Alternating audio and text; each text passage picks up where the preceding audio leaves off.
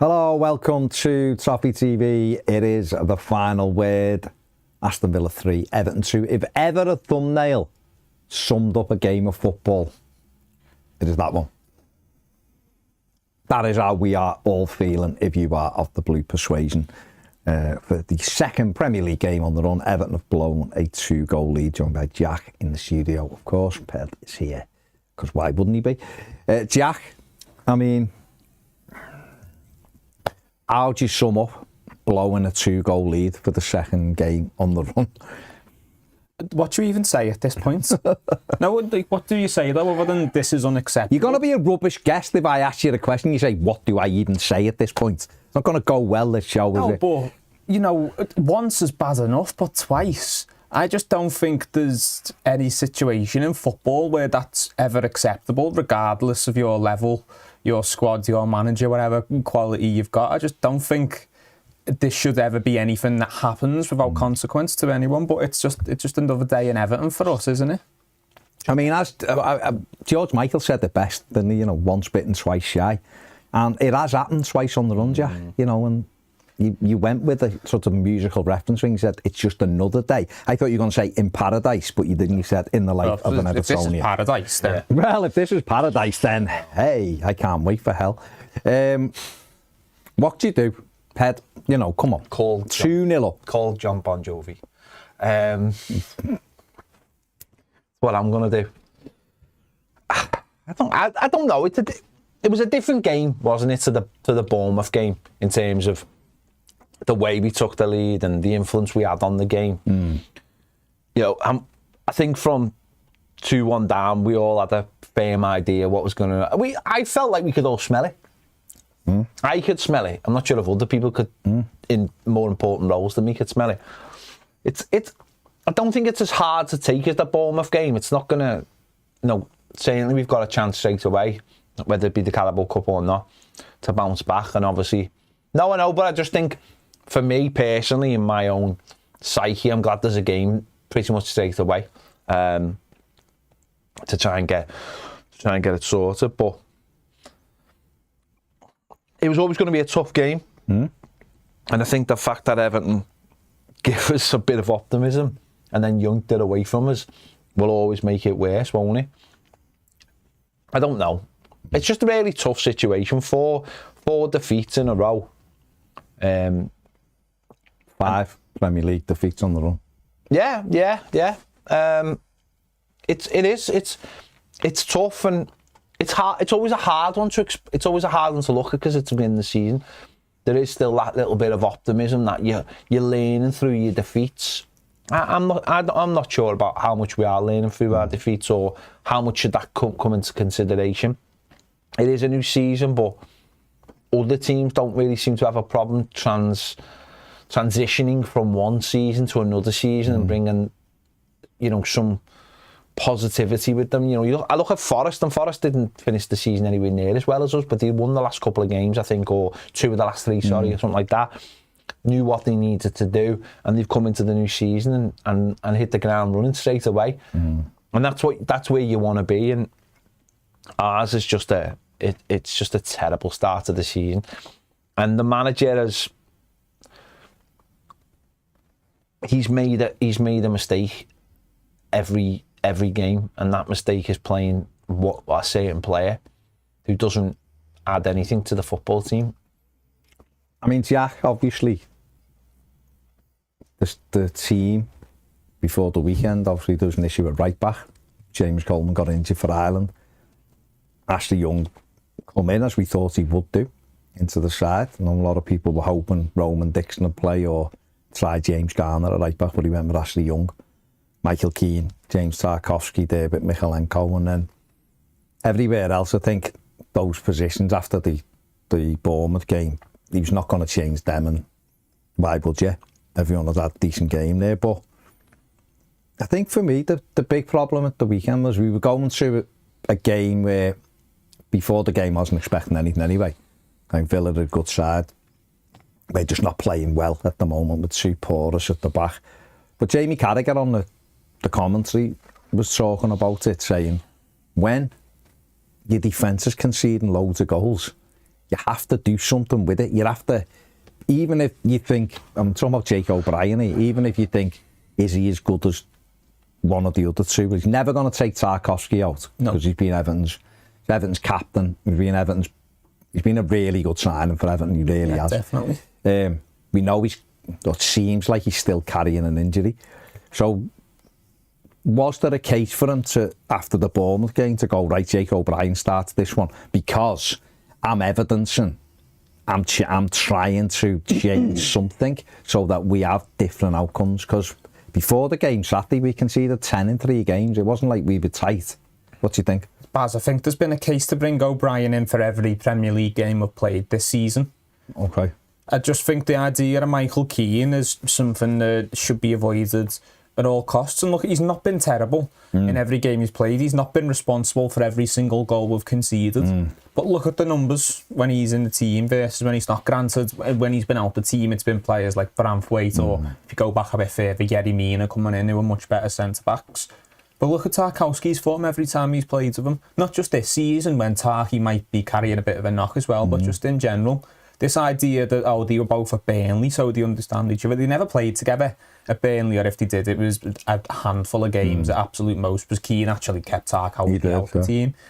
But if you watch them now and you look at their style of play, okay, we like Tarkowski, we like him a lot. We like the fact that he'll throw himself in front of every shot, and, you know, he always leads to statistics for blocks and headed clearances, but he's old-fashioned. That's okay within our system, that works within our system. But to have two of them, normally he's got Jared Branthwaite next to him, who is a bit more delicate on the ball, likes to step out a little bit more, whether that's to take a man on or it's to pick up a loose ball. And just having that function within our back line just helps us move out the back a tiny bit quicker, because it's no bother for him, it's natural, because that's his game. He'd probably like to do it a little bit more, if anything, but he's limited within our setup. But it's natural for him, and it's a seamless transition, and it's a very, very small part of our play, but it's something we're missing now, and we're already so poor in transition. We're already so poor in midfield in terms of keeping hold of the ball. We never beat anyone for possession. So taking that out, taking that little bit of ability with the ball at a centre-back's feet out of the team, even if it is only a very small part of the game, it's just hurt us even more. And then you get into Michael Keane's defensive abilities and obviously the errors made in game, and just the fact that there is very little to none trust in Michael Keane in this team, because he's had good spells over the years, but it's been majority bad, and I think it unsettles the defence, it unsettles the fan base. And regardless of where people think Jake O'Brien's at, because I know people have questions, and that's fair enough because we've not seen him, Ireland haven't picked him, so I understand, but it's not a case of sitting here saying Jake O'Brien is objectively better than Michael Keane, so we don't know his level. We know Michael Keane doesn't work. We've seen it more than enough times. And that needs to transition to an emergency backup role for Michael Keane. You don't play unless you absolutely have to, because we know it's not going to work. And Jake O'Brien's your next man along. It's nothing to do with how good he might be. He's your next man along. And if you concede this many goals in this few amount of games, you go to your next man. I mean, like Jack saying, I don't think Jake O'Brien, with all due respect to him, obviously at the level of Jared Branthwaite, and certainly not with the ball at his feet.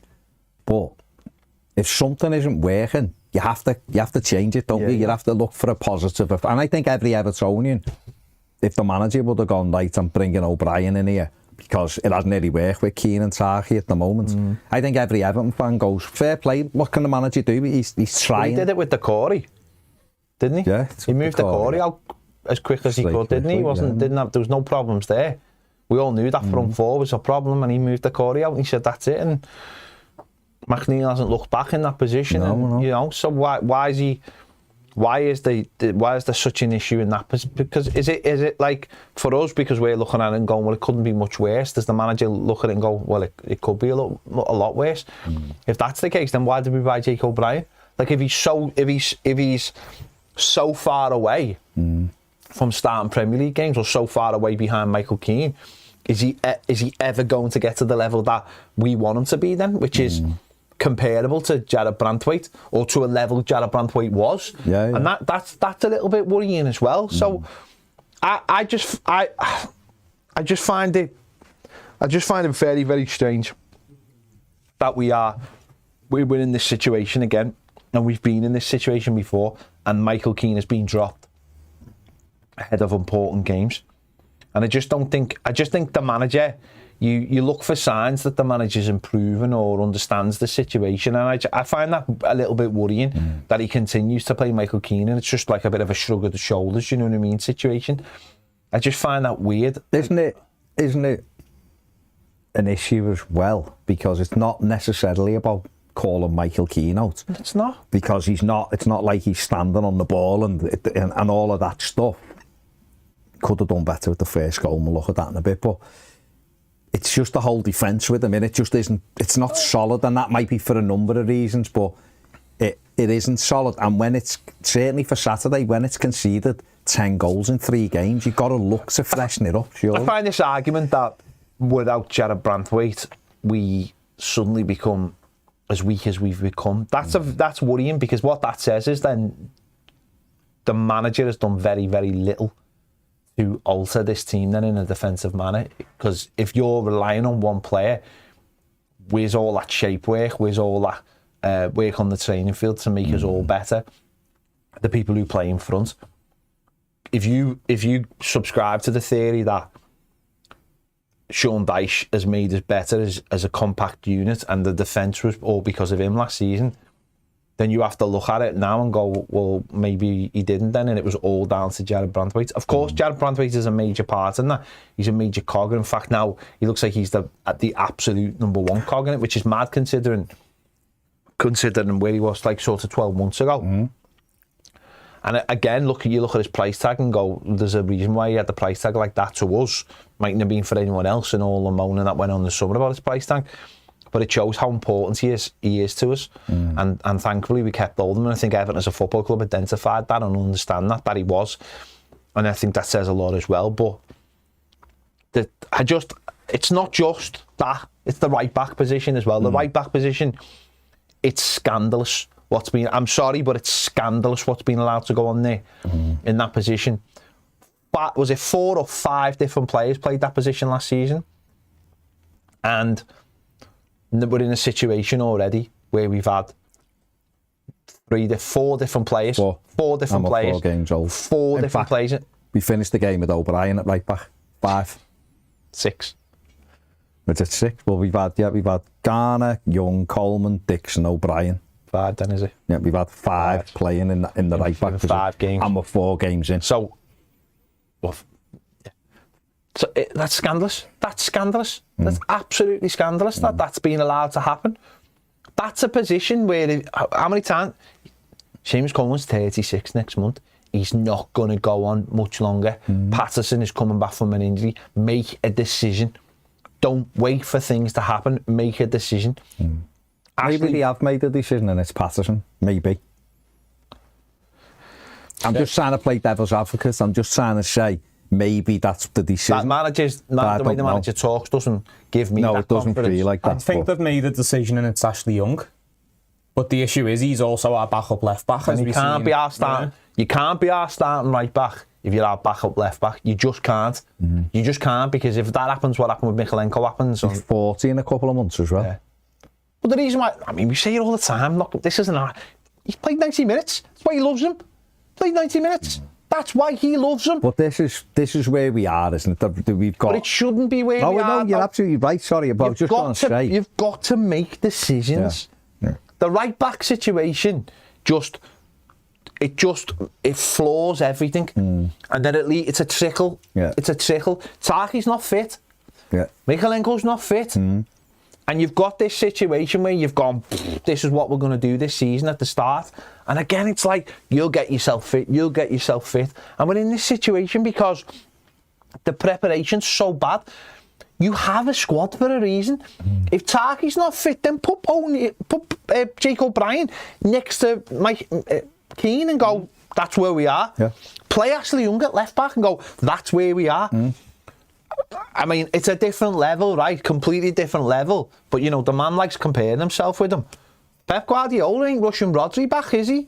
You played in the Euros. We'll bring you back slowly. Because actually, this is a long-term thing.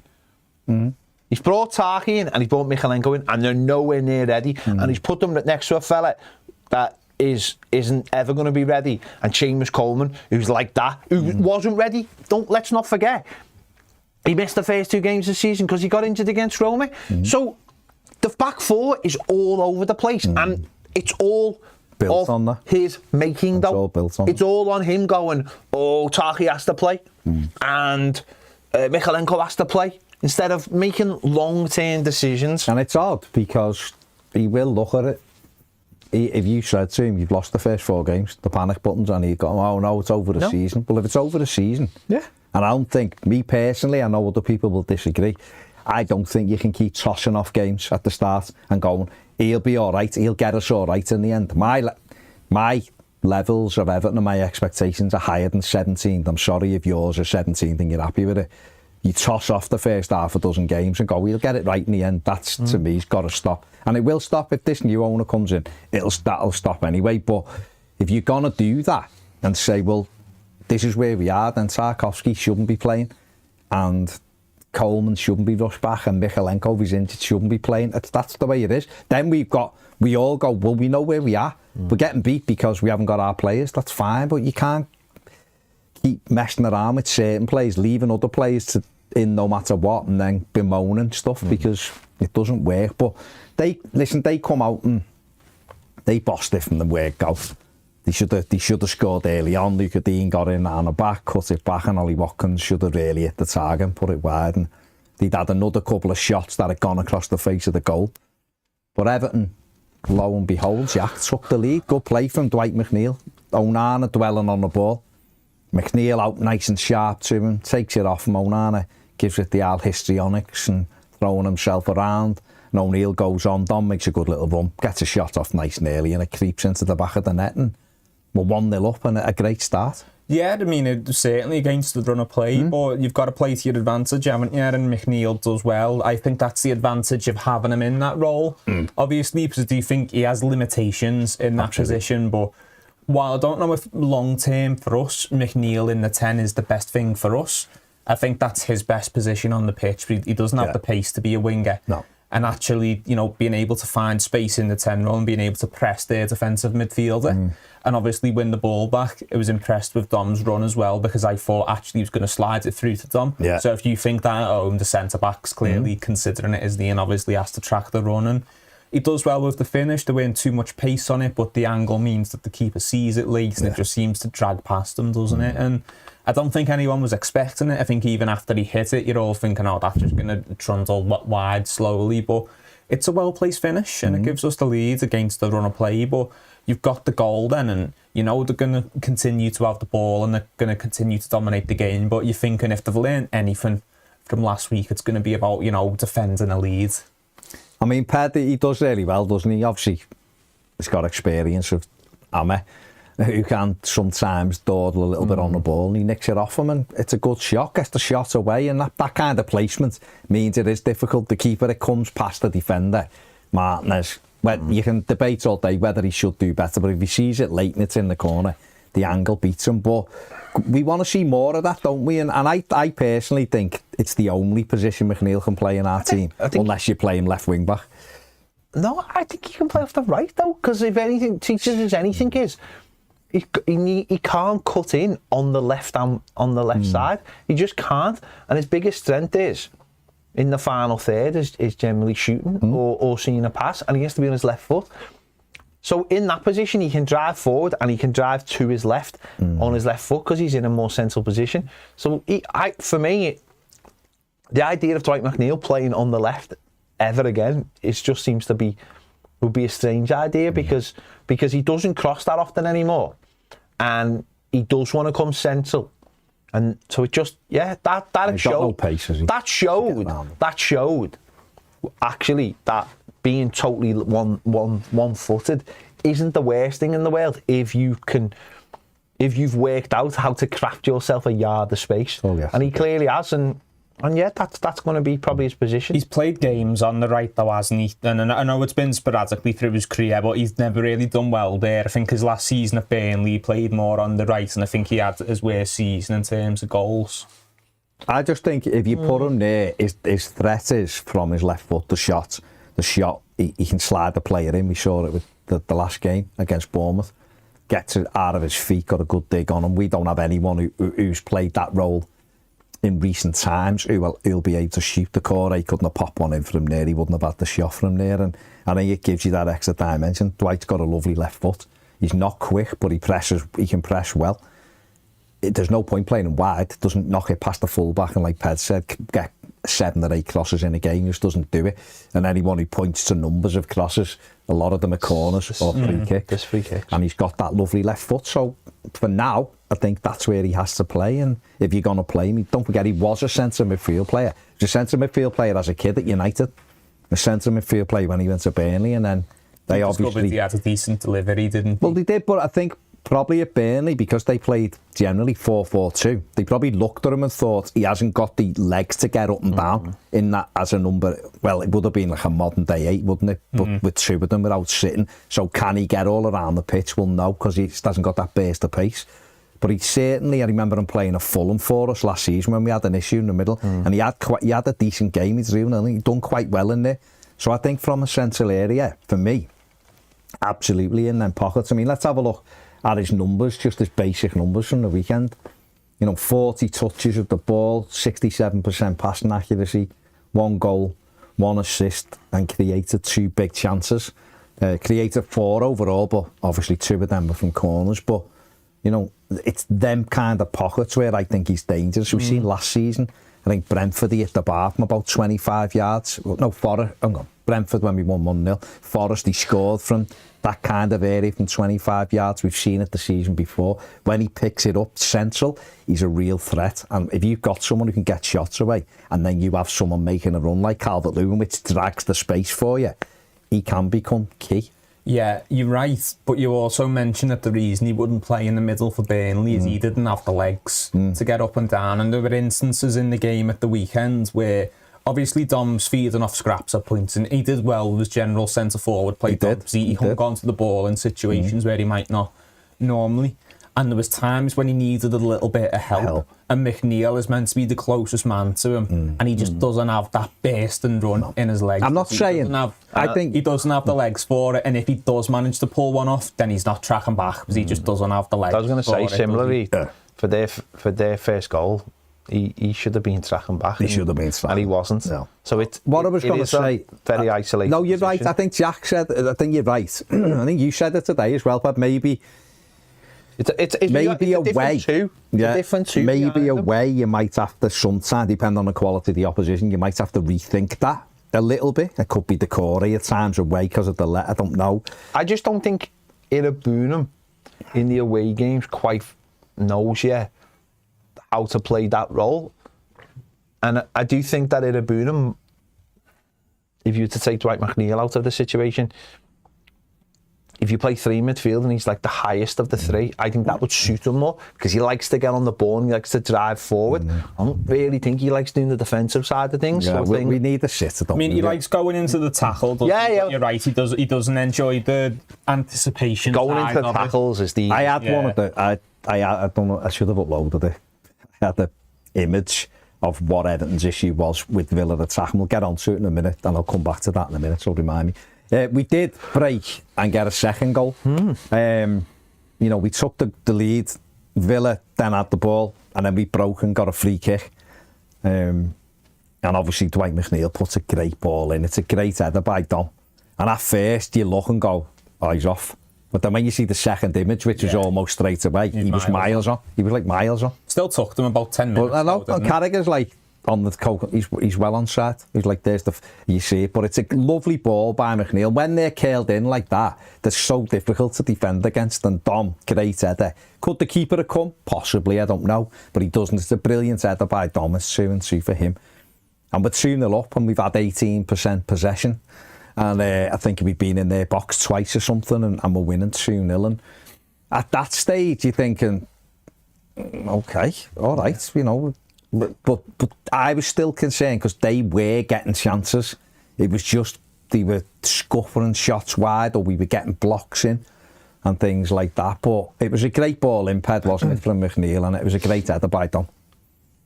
Yeah, on both. No, it was a really good ball, and Don works the centre backs well, which I think what he did all day.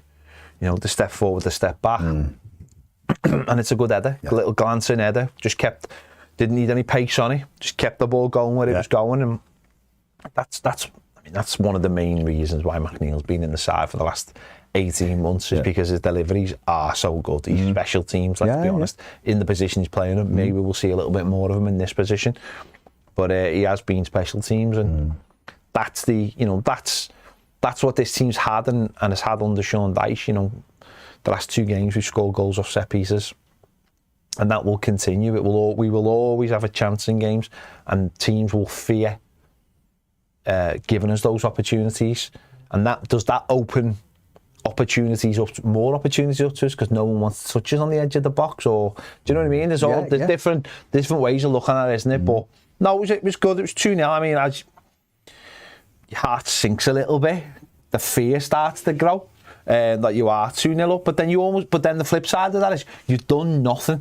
So it's almost like, are we going to be that team today? Every week there's one of them. I've talked about it all week. Can we be the team that goes away and gets back? It was Forest, do it. And you're thinking, can we do that? Why can we never do that? Why can't we go somewhere? And, you know, I suppose when we went to Brighton, we did it like literally 5 times that day. There's evidence that we can be that team because we've been so good at defending. So good at defending. And that's the problem, isn't it? This Everton team, no matter what you think of Sean Dyche or think of the players, should ever get 2-0 up and lose it. Just because of what you think the core principles of this football team and this manager are. Should never lose. And yet somehow we're sitting here 2 games in a row and we've done it. It's incredible. Jack, I mean, from 2-0, we knew Villa were going to the good side. We knew they were going to keep doing what they're doing. But were you amazed at how much space we get? In fact, we've got the stills, but hang on, sorry Ned, just 1 sec. What I was going to say before was, when it's about Irabunum and Ghana, I had a thing where this was I think it was at 1-0. Our 2 midfield players are high. And there's a huge gap behind them to our centre-backs, and Villa had 2 players. We seen this last season, when they beat us 4-0, where if you remember, Moussa Diaby just played in the pocket, and our midfielders were just getting caught out. There was a big box that they played in. They were coming in narrow, and they just took us apart. And we were doing it here because Ghana and Irabunum were going out trying to press. No sitter. Ghana's a sitter. And we needed an Onana. Yeah. Well, Ghana's not the 45 minutes Onana that they had on Saturday, but we needed a James Garner sat in there. Now, James Garner's come on at this stage because Michalenko's gone off ill. Yeah. He's gone off, hadn't he? Yeah. Sick. James Garner's coming. And then the next minute, they get... And Luca Dean, there was no... Like, where did that come from? He'd done about 4 overlaps and cut 2 back that they probably should have done better with.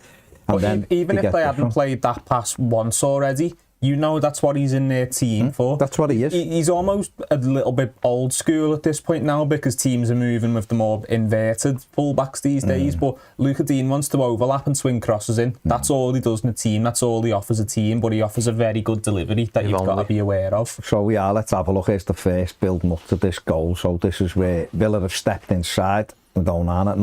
Look where James Garner is. He's so far over, almost next to Tarkowski as the right back. And Dwight McNeil's the next one. And Luca Dean, look at how much space. Luca Dean is the bottom of this image here. Luca Dean on his own. Take it on for us, Ned. So we go on Onana, just slides the simple pass between our 2 players. Again, Dean. Garner's thinking, might have to get across here. Do it again for us, Ned. Dean takes it in his stride. So he's into the area now where we know that he loves this position. We benefited from it so many times. Carry it on again. He's dug that one up. The goalkeeper is all over the guy. I don't know why Pickford had come so far outside his near post. He's hanging it up. Now, Michael Keane's got one job to do, and that is Ollie Watkins. Literally, he's looking here. He should be glancing to see where Watkins is. The ball takes Pickford out, who should literally go and clean the 2 of them out. He doesn't. Watkins gets above Michael Keane. And how he's winning that. I seen someone saying to me today, no, you can't really blame Keane because he's under the ball and Watkins got a run on him. Of course you can. You deal with the man as a centre-back and you stand up, you don't duck. Michael Keane's 6'3.5", and he's ducking. Look at him. I think he's on the way down and Watkins is on the way up. Yeah. Yeah, he Instead of just marking Watkins, and it's... You know what's bad there, though? in the net. You don't even have to win the ball. You just No, nudge. stop him, yeah. You just nudge him. Yeah, that's what I'm saying when I'm talking about looking after the centre forward. You're watching the ball, you're watching him, and as it comes, you follow the flight and you follow him, and you just go into him. You're not going to get a penalty for easing someone out of the play. Centre-backs do it 10 times a game. But the thing and is, it's in our net. There's people mentioned him, he's been outstrength because Watkins comes in with the momentum. To prevent that, what you do is you don't go up stationary, you position your body so you go in broad and you go in wide, and you're right, it's almost not to win the ball at that point, it's to stop to put him it's off. not a foul, but you go up wide, you make yourself bigger, and that way you can't get through it. He's gone up like and that. You know what, Pickford should be coming out for it, so Yeah. Pickford takes blame as well. Absolutely, he does. Michael Keane, I think, was terrible in the air, and the marking of Luca Dean was absolutely terrible. James Garner needs to be wider and he needs to get out to him quicker, and you either force him inside on his right foot, which is useless, or he goes early on his cross, which isn't what he wants to do, because he wants to wrap it almost round the back of the defence and in between the goal. He knows Pickford doesn't come out for his crosses, and he knows that puts Watkins in the best position to attack it. If you force him to go early, it's a much worse ball. Well, two of Bournemouth's second and third goal last week with exactly the same kind of goal, just stood up to the back post and two headers. And I mean, at that stage, and you're right, Jack Jordan Pickford's got to take a lot of blame there as well. Bad goalkeeping, in my opinion, should have done more with it. That stage, though, you just think, here we go again, don't we? Well, I did. I mean, I'm thinking, we just needed to get to half time and just settle it. And then almost immediately, Rodgers gets one ball from Tielemans. Rodgers is in again, and Michael Keane doesn't realise he's gone. And if Rodgers takes it properly, he's in with the goalkeeper for 2-2 within 2 minutes. And luckily, it hits his shin and it bounces away. But the warning signs. I think that's the point, though, isn't it? People shouldn't get carried away with what the score is. It's how you're playing and what opportunities you're giving to the opponent. And if you're giving opportunities to a good side, they're going to score. They're going to come back into it. It's all good and well. Oh, he's done this and he's done that. But I just thought at that point we needed to get hold of the midfield. I just thought we were wide open. I think the manager should have made the sub at half time. I really do. I think he should have looked at the situation. Well, they did, didn't he? I would have looked at it and gone, we're 2-1 up. Let's make a change now and grab hold of this game right now. Again, that's where I look at the manager and I just think... What would you have done? Would you have put the Corey on and put Harrison? No, I think I probably would have put Mangala in or maybe Dixon, and said to Dixon, just follow. And put Garner back into midfield. Yeah, and just said, that's your position. You know what? You've sat here for 45 minutes. You've watched their right back. Left back. Their left back. Go out there and show me that you've understood it. Because they didn't really play with... Rodgers was over there, but he wasn't wide, was he? Yeah, he was just tucking right in, wasn't he? So it was only the left back, wasn't it? And it's not like Luca Dean was going out and skinning the right back. He was just leaving space. too much space. So it comes down to positional sense, and having a natural right back in that position would have solved. But we know the beauty of Dean. Dean becomes your left winger. Yeah, and he allows your left side of play to drift inside. And we know that, and it's something, I mean, we could sit here all day and talk about how we've messed up the full-back situation at our club. It's a joke. It's an absolute joke. That's what modern full-backs are supposed to do, or they're supposed to be someone who goes into midfield and suddenly can do everything. I don't know, pick your poison. Ours are, I'm not sure what ours are, do you know what I mean? That's very old school. I said Luca Dean's style was going a little bit out of fashion. If you talk about ours, well, Christ. Talk about old school. I realised after the game what Michalenko was doing, sitting on the pitch. But anyway, that's a different story for another day. Well, as soon as I heard he was sick, I was like, what is wrong? Anyway, Gary Lineker style. Okay. Exactly. Yeah. But they Aston Villa made a positive change at the break, took Onana off, who hadn't had a good game. Done well for their goal. No, he did. The thing was, he done well in pockets, but he was... He didn't have a performance, no, did he? And they put Ross Barkley on, who got older a bum. Ross Barkley ended up having more touches on his own than our whole midfield did all afternoon, by the way. Barkley sort of ran the game with Tielemans in the second half. Just keeping it nice and simple and keeping hold of the ball and moving us around. And that was the biggest disappointment for me at the end, is that we give up. They ended up with 73% possession, a team that doesn't really have possession, doesn't want the ball all the time. They're a good side, but they don't really do that. And yet we sort of, like Brighton, you expect it's how they play. Liverpool, not Liverpool, maybe Man City, Arsenal, they sort of dominate the ball. Villa don't really. They have them, doesn't say they don't edge it 56%, but we just sort of went, we're no good, so you have it, and we'll defend them. We can't defend at the moment, so we give them the ownership. But saying that, we had an amazing chance to make it 3-1. Good bit of football, and here we go. And for me, we can see here in the still, I thought Dom was offside. That the lad here on this side may well have kept him on, but when you seen it again, when the ball was slid, he did look offside to me. The linesman didn't put his flag up, so it played on. So we just take it. He's racing through. So you're thinking, go on, Dom, just get it out your feet and finish it. He raced through with Villa Park in the League Cup last season and slotted beautifully. He's running through, slows himself down a little bit to gather his thoughts. So he's still cleaning, conscious, still nowhere near him. And again, and it's at this stage now, he's either got to go across Martinez with the shot, or he thinks about knocking a square one for Njai, who would have had an open goal to tap it in. Njai, by the way, should be sprinting to give him that pass. But Dom, to me, this is the moment to make the decision, what you're doing. And he has no clue that Ezri Konsa is next to, none whatsoever, because he's worried about Martinez. And we take it on again. He turns back in and Konsa gets a foot in. He's lucky it just shaves the outside of the post.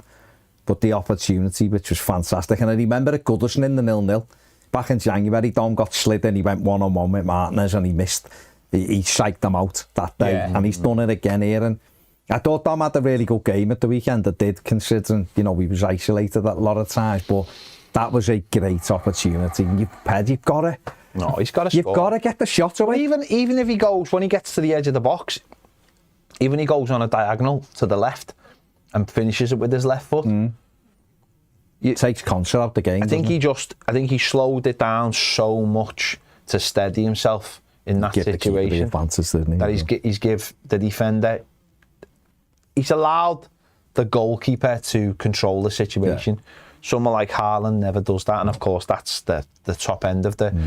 But unfortunately, that's what we very much compare any player to. Is when we look at the players, we always compare them to the best, don't we?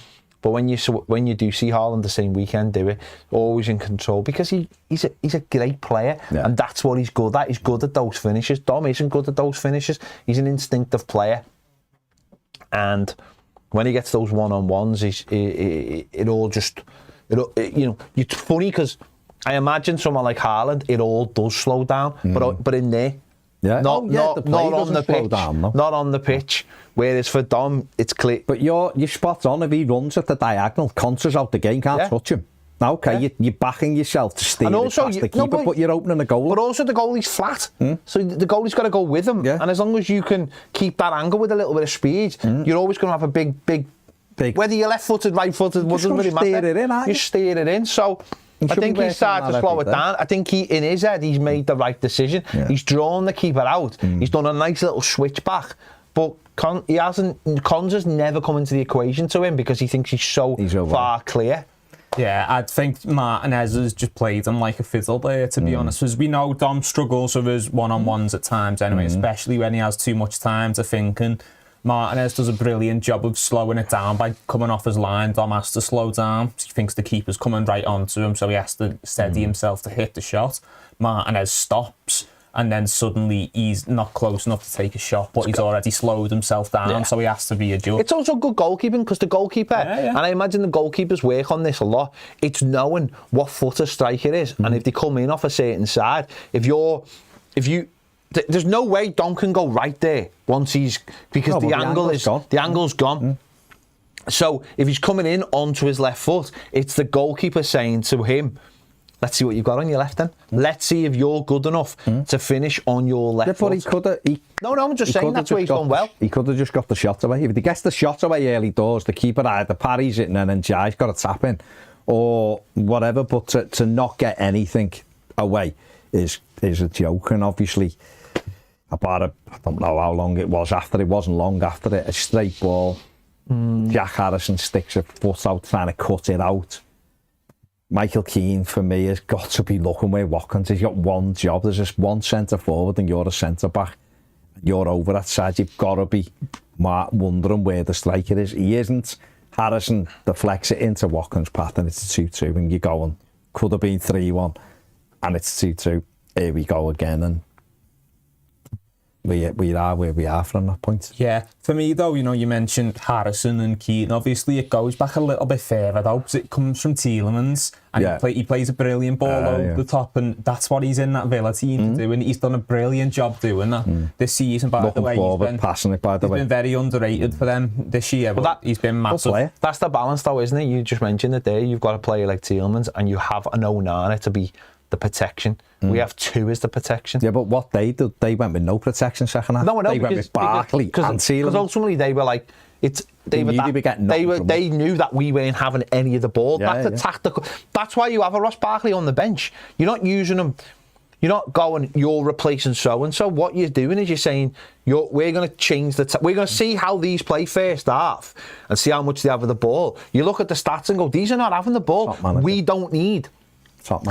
We don't need a hold midfielder because we're going to keep the ball. And that's the difference. That's the difference with having that kind of squad, is having players who are doing a certain job at a certain time. Onana starts the game to protect. Okay, it didn't work for them, but they didn't even need them though for that second half, because they're looking and going, these are 2-1 down. There's not a chance these are going to hurt us.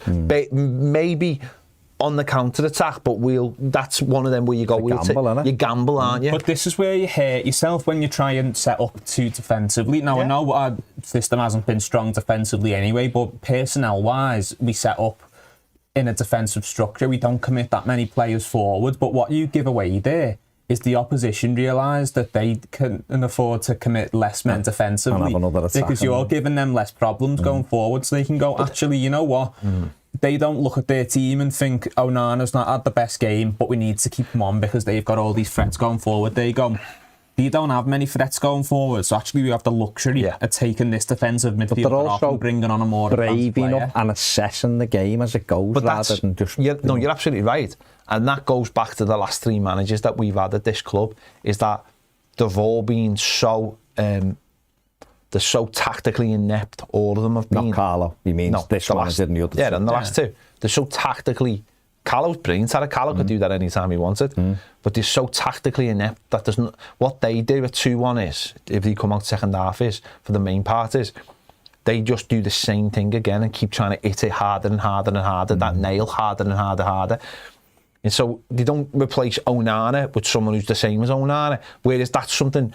This manager, the last manager and the last manager did before him. Oh, we're not scoring goals. I know. Let's take the centre forward off who's not scoring a goal and replace him with another centre forward. That's the difference, I think, with a manager like that, is they're looking at the whole picture and going, we're going to get on the ball. So just get a better player on who's good at the ball, and we'll break them down slowly. And that's the difference. We don't. Well, we don't. It went 2-2, and obviously they were proactive and got John Duran on as well, and Watkins, who could have had 4 or 5. Well, he should have had hat-trick, should have had the hat-trick. Ball was played too far ahead of him. Where Rodgers got in, and it was a poor ball early. Should have the same channel. The same channel that he scored the second goal. And Jordan Pickford had already made a big save as well from, I think it was Rodgers, was it Watkins with a great save, and then we got a block in on Rodgers. So the warning signs were all there. They bring on John Duran. He comes on, obviously, gets no pressure on him, gets it out of his feet, left foot. It's a worldie, let's be honest. No one was expecting it. It's a tremendous strike. It's in the top corner. Pickford's beaten. You're 3-2 down. I don't think anyone was surprised. I certainly wasn't surprised he completed the comeback, because the blood was in the water when Watkins headed it in for 2-1. And then we get another opportunity, though, which is, again, I don't really have a go at Dom for this, but it's a lovely bit of football by us. We'd already had one at 2-2, a great little move. McNeil fired it across and Calvert-Lewin went in, and it just was a little bit ahead of him, but it was a good move. And then we do probably our best bit of football that gets him in again, and he races through, and this time he hits the underside of the bar. Now, there's no issue there. He got it out of his feet and hit it, which is what he should have done at 2-1. Yeah. He hits it, it hits the bat. It's unlucky. It could have clipped the bar and gone in. It could have cut. It's just one of them things. He could have got it out his feet half a second quicker, if you're being critical, but he does the right thing, he hits it, he goes for goal, and he's unlucky there. And the first one, although I did think it was offside at the time, the flag didn't go up, so you've just got to assume that it wasn't. Yeah. That was the big one for me. I think he was more unlucky with the third. Yeah, he was at the bottom again, Ped. I mean, he has got it out his feet, and it hasn't he? I didn't have any problem with that. I think he's good at that little shift. little shift. We saw it against Roma in the pre-season game. I think he's good at that little shift, and he's just smashed it, knowing that he's probably knowing because of the last one, that he's got to just crack it, and it's that's a touch of luck. But I think going back to their third goal, I mean, the subs have been made, haven't they? And we become ultra defensive. You know, we went 3 at the back, and then we went back to a 4, but it just felt like we were sitting so deep that did allow space for someone to crack one like that. And listen, it's a worldie, and you can't. The manager would probably be like, and the goalie would probably be like, let him hit it from there, sort of thing. If they're not going to score by breaking us down, but again, good teams find a way. And because at that point we were just sitting so deep, and again, it's that thing of. And again, you know, going back to what Carragher said in the commentary about Everton playing like it's a lower division team in the cup, and it is that thing of like, this is another thing I can't bear about this team at times is go back to like Spurs, and you defend them for your life, and you're stupidly jumping in left, right, and centre, and it goes 1-0, and then it calms down, and you start playing a bit of football. Yeah, and it's like, and then you get a couple of opportunities, and it's like. Why can't we just start? Why can't we just play like that? Why did we need to go down to like 3-2 to go, we better try and score now? Play a little bit of passing. Why aren't we trying to score goals when it's 2-2 or at 2-1? I know we had that opportunity, but that's a general thing. That's a fundamental issue with it is. It's like team. Defend. Oh no, now we have to go and score. Okay, we'll go and try and score. Yeah. It's a fundamental problem. It's bravery, and that comes from the coaching staff and the manager, and the players obviously feed off that, and you've got to be brave. And obviously when you go behind, you can throw, it doesn't matter, you throw caution to the wind, but for Everton to improve, they're gonna have to play like that. You've got to look at it and go, what if another manager came in who was like an attacking manager, he wouldn't have Everton playing the way they play, would he? He'd try and get them on the front foot. Oh, by the way, sorry, Emery, defensive manager, isn't he? Which? Emery, defensive manager, isn't he? Apparently so, They score all sorts of goals and fly forward. No, but what I'm saying is, and I'm just using, because he came in, didn't he? He come into Villa when a lot of Villa fans thought they were going down, said they were terrible and all that, and he come in and just changed the way they play a little bit, got a system. They go, and they've been on a great journey, and so then Everton players, for me, can play good footy. Yeah. It's not, again, I keep saying it, I'll just reiterate it one more time for people who might be hard of hearing. I don't want us to play like Manchester City, and I accept we can't. We haven't got that type of player. But if you kid yourself that these set of players cannot play football and keep hold of the ball and move the ball around the pitch, I don't know what to tell you. Because you weren't at the Doncaster game when the League Two side come to Goodison and passed us off the park in the first half with players who wouldn't get near our under-21 side. That's maybe why do you think we can't play football, though? But it's not, because it's an ethos from a manager. McCann hasn't gone in at Doncaster and gone, oh, you know, you're not good because you're in League Two, kick it high, has he? He's got them coaching, playing. So Everton, I'm not saying, Sean Dyche, abandon everything you do, but there's been pockets in that game when we have played nice football, and they have been tiny pockets, because overall Villa 100% deserve to win the game. The stats will prove that as well. But I think we're almost dumbing this team down, and we're having to be defensively perfect to have any hope of getting any results. Yeah. And we're not, are we? 13 goals tells you. No, you're right. Like, there's obviously a ceiling on what these players are capable of, but at the day, the Premier League players, and I think any Premier League player should be capable of doing a little bit more than what this team's currently doing. And look, it doesn't have to be perfect. It doesn't even have to be possession-based, because Villa aren't a possession team. No. Sometimes they will have more possession simply because they're better on the ball, but their system doesn't revolve around 100 pass moves and triangles and little drills. And I'm not advocating that either. No, of course, because that's not entertaining either if you're not winning.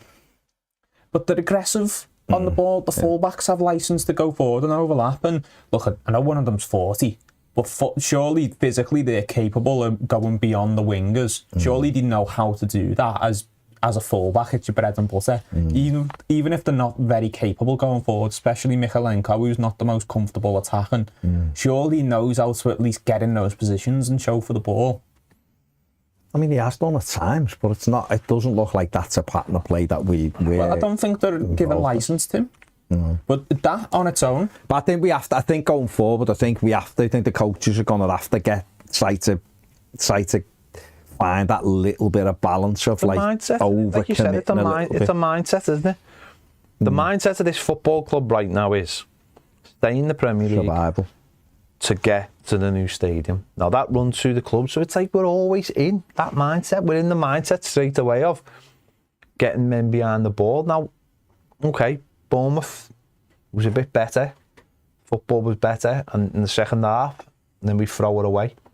Moments on Saturday, as I said, if that Dom goes through and he is onside and he scores, you go, that's a great goal, that. There has been moments, but it does always come back to the mentality. Not that, it's, you can see it. You can see that it's always in first action is a negative action. We're on a break. You just said there, and Die should be bursting a gut. Maybe in Die, in the back of him, I doubt it will be, but Die's not as far forward because it's almost like that protection thing. Told not to, are we? Look over your shoulder. We haven't got loads in their half. We don't control the ball in their half because it's a mentality thing. So you're always going to be giving up we've seen the possession stats so far. You're always going to be giving up the possession all the time, and good sides will punish you. I tell you what, there's a few good sides in this league now who like keeping hold of the ball, and even if Bournemouth proved that, even if for 85 minutes they don't do nothing, they can hit you hard when they want, and that's. I think there has to be just you can play. By the way, you can defend the same way. Of course, yeah. Villa are proof of that. They are a decent defensive side, but their mentality now is to get forward, and get back. It's got to be a mentality shift. Let's have a look at the overall stats from the game anyway. Aston Villa 3, Everton 2, 17 attempts at goal to 6 from Everton, 8 on target for the Villains, 2 for the Toffees. The XG 2.12 to Everton's 0.90, 73% possession. I don't think anyone can argue that Aston Villa didn't deserve to win the game, because they did, and the stats just back it up. Back to the drawing board for Everton, 4 straight defeats, 5 Premier League defeats on the run now, going back to Arsenal away last season. 5 wins in 9 months. Got to start winning some games of football. Got to come up with some answers quickly and some solutions, because you can't keep giving everybody stupid starts, and hoping that you're gonna get better, and hoping that you're gonna win some games. Because if you keep gambling that it'll all be all right on the night, at some stage you're gonna come up short. So we've got to come up with some answers quickly. The management team and the players, they've got to come up with some results as quick as they can. Let us know what you think in the comments section below. Make sure you like, subscribe to the channel if you want to become a Toffee TV Premium member, where we're carrying on over there now. The link is in the description. QR codes on the screen now. See you later.